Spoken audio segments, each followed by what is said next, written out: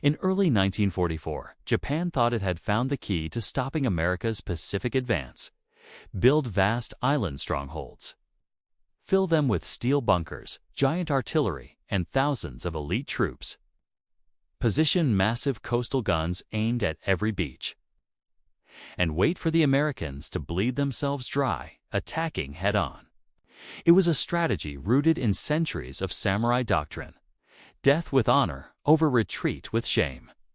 Every island would become a fortress, every shoreline a wall of fire. But the Americans weren't planning to attack. They were planning to go around. What followed didn't just crush a military position. It shattered an entire military philosophy and left Civ 1. Japanese soldiers to die without ever firing a shot. Welcome to History of World War II. Subscribe if you want the strategies nobody else explains. This story reveals one of the most devastating miscalculations of the entire Pacific War. By 1944, the Empire of Japan believed it had finally calculated the one move that could stop the American advance. Not through mobility, through sacrifice. Their entire strategy drew from centuries of samurai tradition. Turn every island into a fortress. Turn every shoreline into a killing ground. Force the enemy to pay for every inch in blood.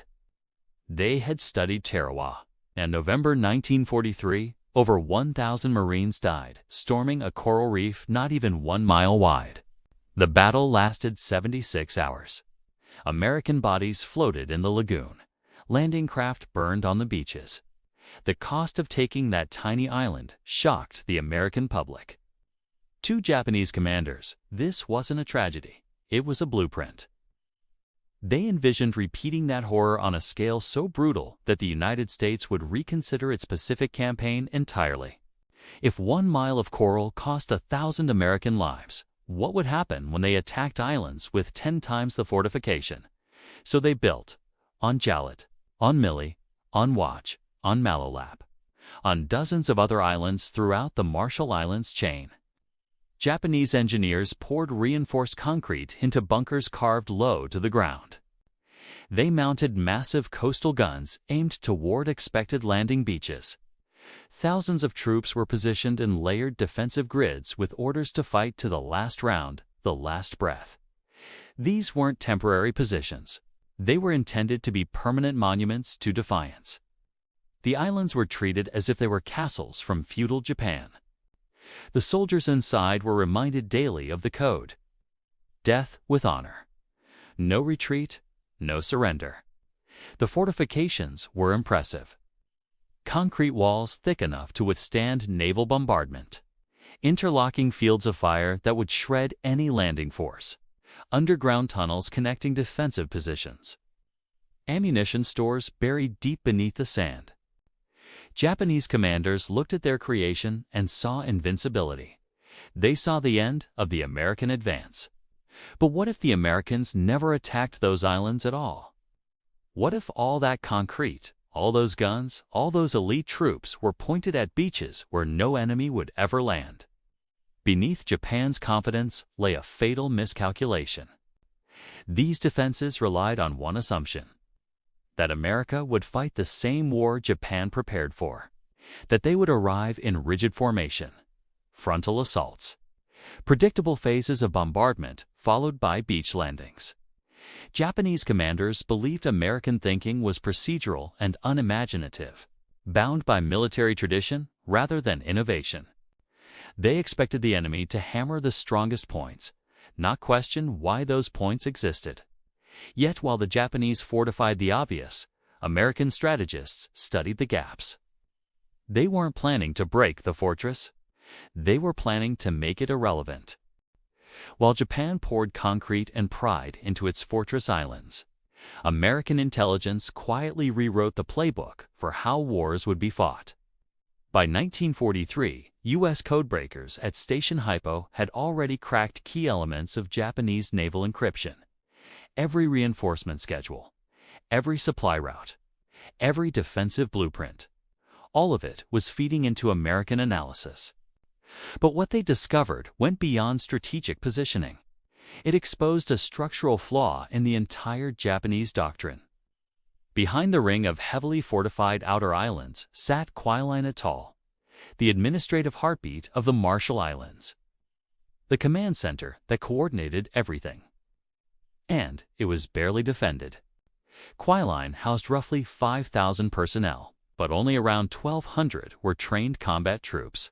The rest were clerks, cooks, construction workers, logistical staff, radio operators, administrative personnel who had never expected to see combat. Japanese leadership assumed Kwajalein was shielded by the outer fortresses. They believed no enemy would dare bypass the strongholds to strike the center.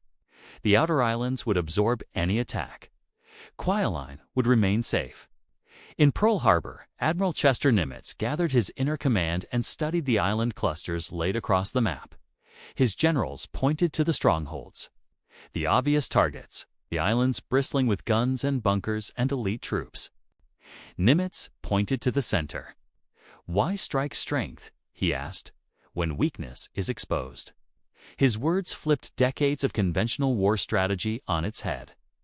Instead of neutralizing the outer layer first, the United States would carve straight through the heart of the system, strike Kwajalein directly, bypass the fortresses entirely, render the entire defensive ring meaningless.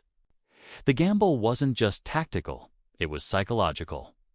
No military in Japanese history had ever imagined that an enemy would ignore battle-hardened units and instead target support.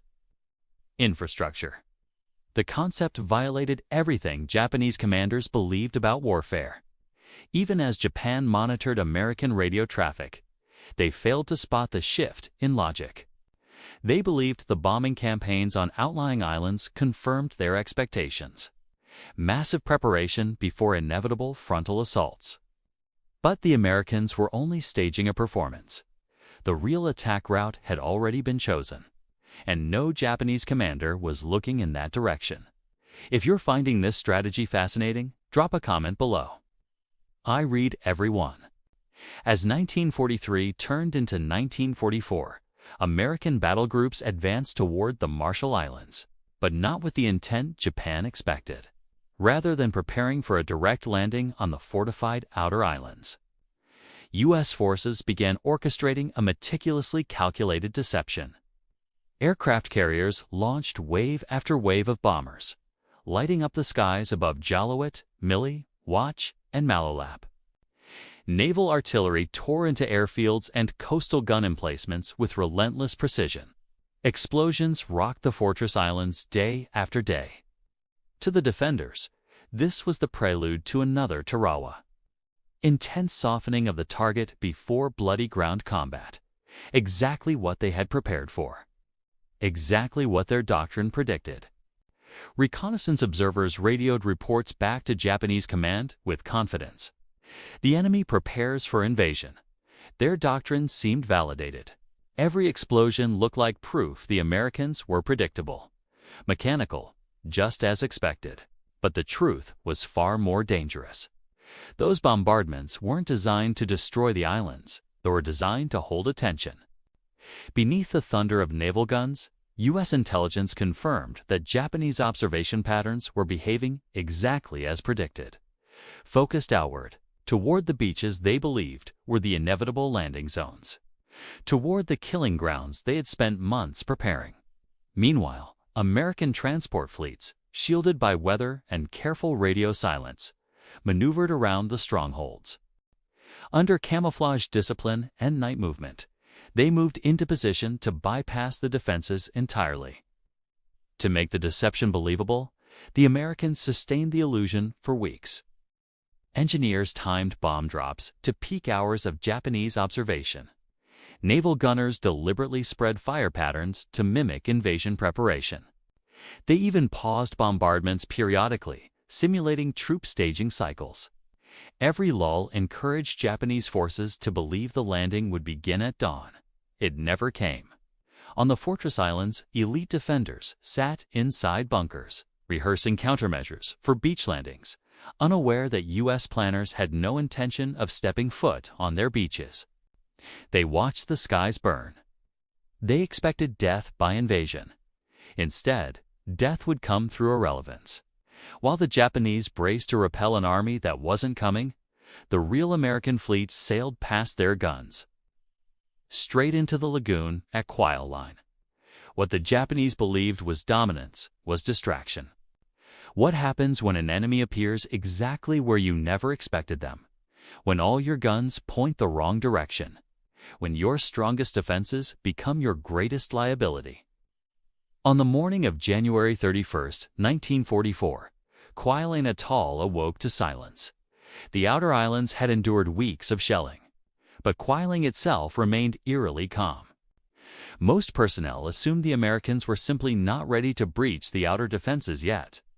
The fortress islands would hold. The command center was safe. Then, at approximately 7 a.m., Japanese spotters reported an anomaly. The horizon was changing shape.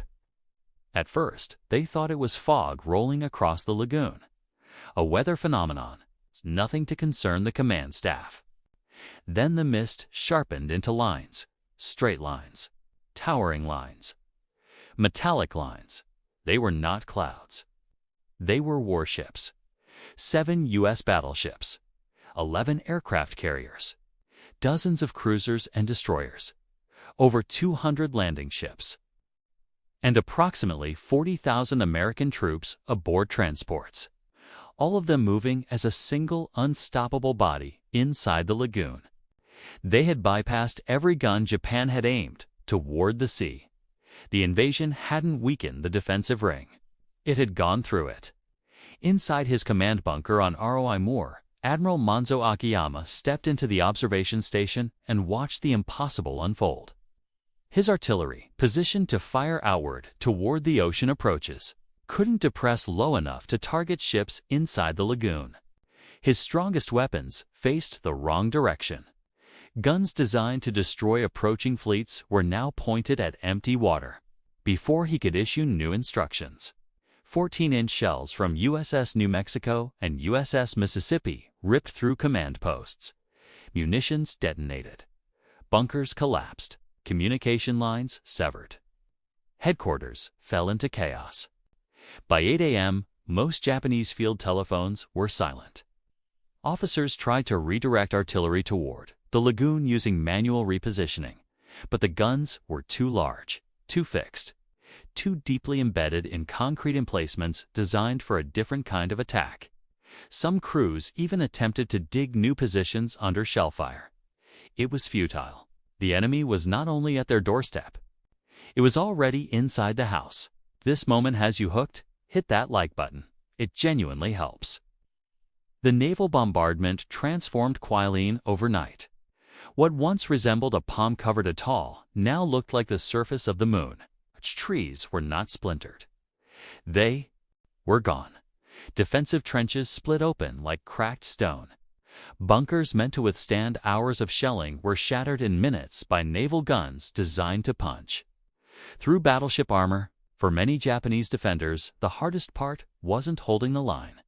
It was simply orienting themselves in a landscape that no longer existed. The Japanese resistance, though undertrained and ill-equipped for heavy combat, fought with a level of desperation that shocked even hardened Marines. Clerks, cooks, radio operators, men who had been categorized as non-combat personnel days earlier were handed rifles and told to hold positions against tanks and flamethrower teams. Eyewitnesses described defenders charging armored vehicles with bayonets, often in near-suicidal attempts to slow the advance. Some emerged from wrecked bunkers carrying grenades in both hands, tempting last-ditch assaults that dissolved beneath withering machine gun fire. American armor moved inland with synchronized infantry support. Sherman tanks rolled through the pulverized terrain, often firing point-blank into pockets of resistance. Flamethrower units cleared concrete shelters one by one, turning strongpoints into tombs. Every step forward revealed more wreckage. Communications hubs reduced to tangled wires. Radio stations silenced under crushed masonry. Administrative centers flattened into indistinguishable rubble. Within 96 hours, organized resistance had ceased. Roughly 7,870 Japanese personnel lay dead, either killed in combat or buried beneath collapsed structures. Only 265 were taken prisoner. U.S. casualties totaled approximately 372 killed and 1,582 wounded. Commanders didn't classify it as a standard military engagement. It was an elimination. But what made this battle uniquely devastating wasn't just its speed or casualty imbalance. It proved something far more consequential: that Japan's strongest positions could be destroyed without being confronted, that their central command nodes were vulnerable not to strength but to imagination, that fortresses could be defeated by simply going around them. Kwajalein was not just defeated, it was erased. And with it, the Pacific War strategy Japan had spent years building. But what happened to those fortress islands? The ones Japan had spent months fortifying. The ones filled with elite troops and massive guns. What happened when the Americans simply sailed past them? While Kwajalein fell in just 4 days, the deeper devastation of the bypass strategy came not from what the Americans destroyed, but from what they ignored. On the fortress islands of Jaluit, Mili, Wotje, and Maloelap, thousands of elite Japanese troops waited, armed and ready, positioned within elaborate defensive networks designed to repel a frontal assault at any cost. Massive coastal guns stared tirelessly toward the ocean, their barrels aligned to intercept landing forces that would never arrive. The men occupying those positions believed they were preparing for the Empire's defining sacrifice. Instead, they would suffer a slow-motion defeat, not through combat, through abandonment.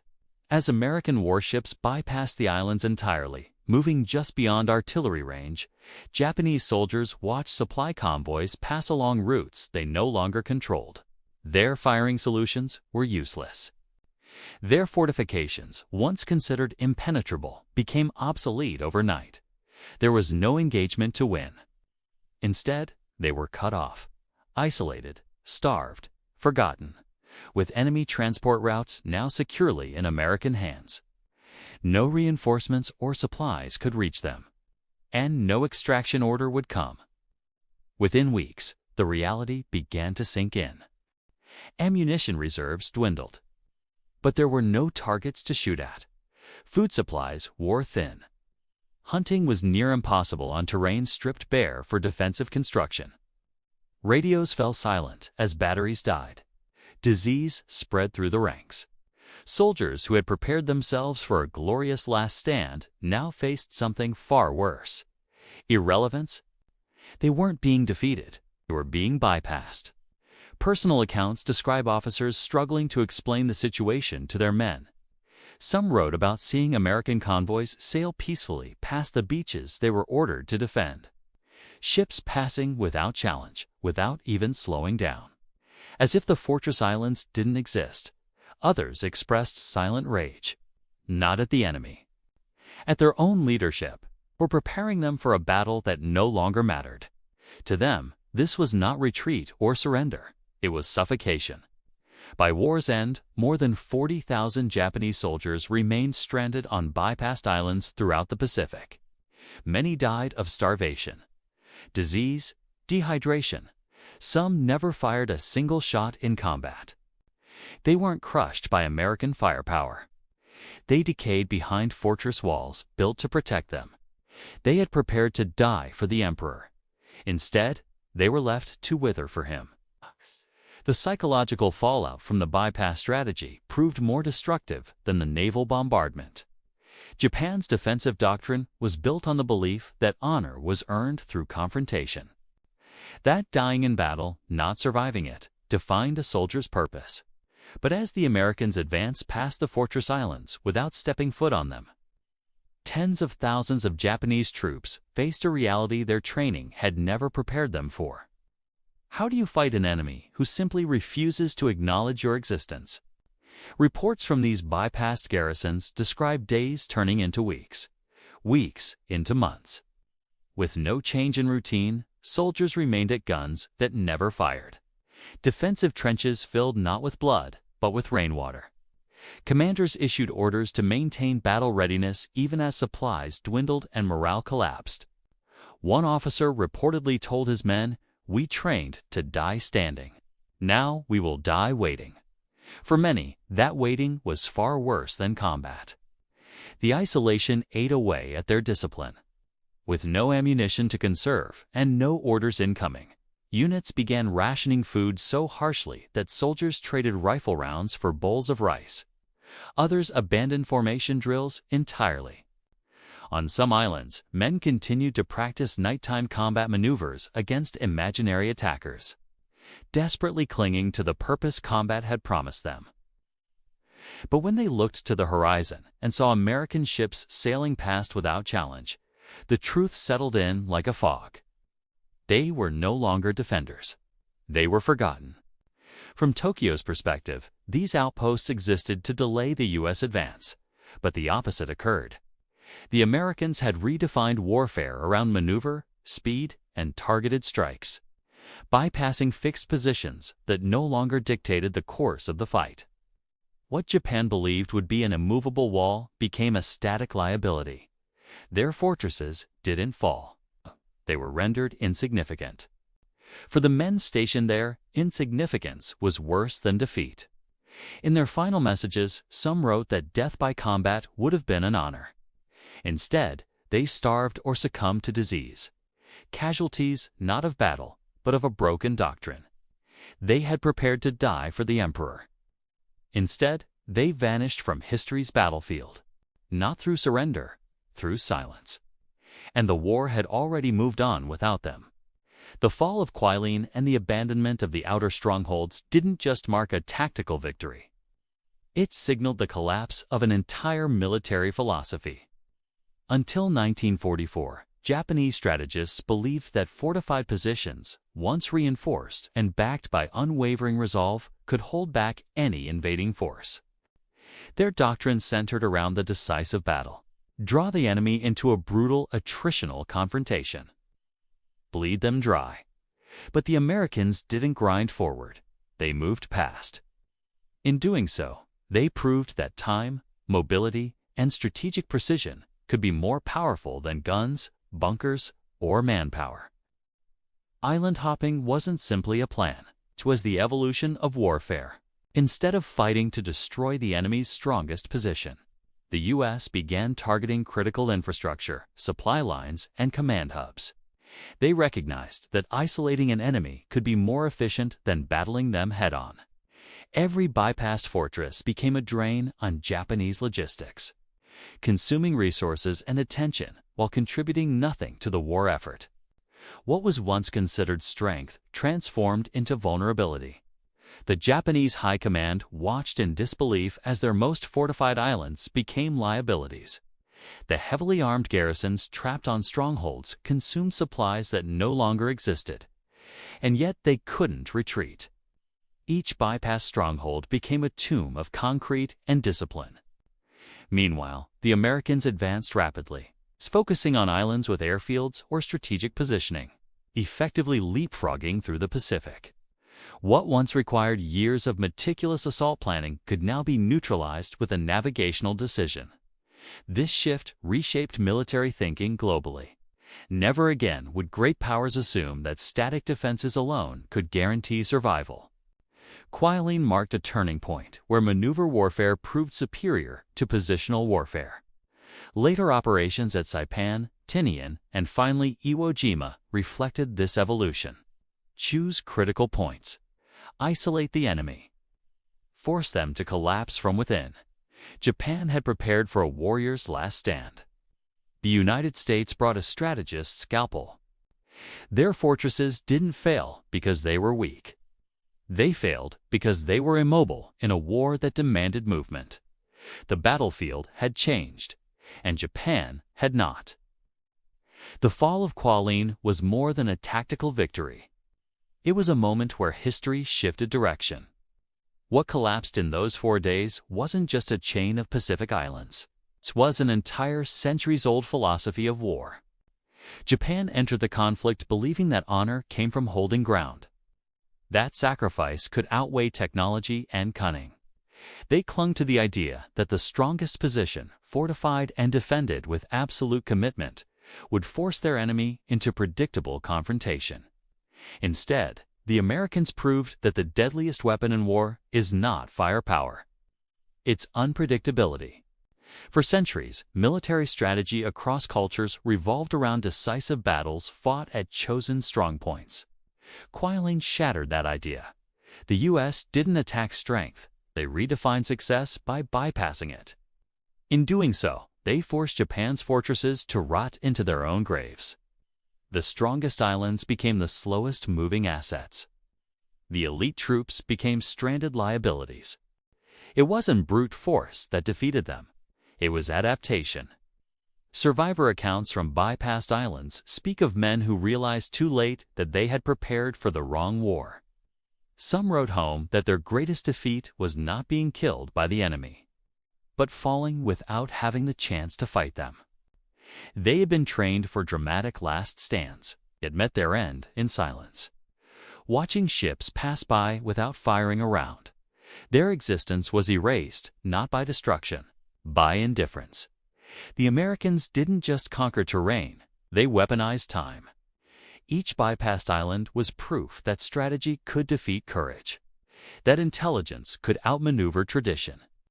Kwajalein marked the end of the static fortress era and the rise of maneuver warfare, where mobility, vision, and speed became the new battlefield currency. In 4 days, the United States invalidated 40 years of Japanese strategic planning and 400 years of samurai-inspired doctrine. The war would continue through the Mariana Islands, Leyte Gulf, and ultimately the doorstep of the Japanese homeland. But after Kwajalein, one truth became inescapable. Victory no longer belonged to the army that stood firm. It belonged to the one that refused to stand still. And from that moment forward, the Pacific War would be fought on terms Japan could no longer define. But the bypass strategy had consequences nobody predicted.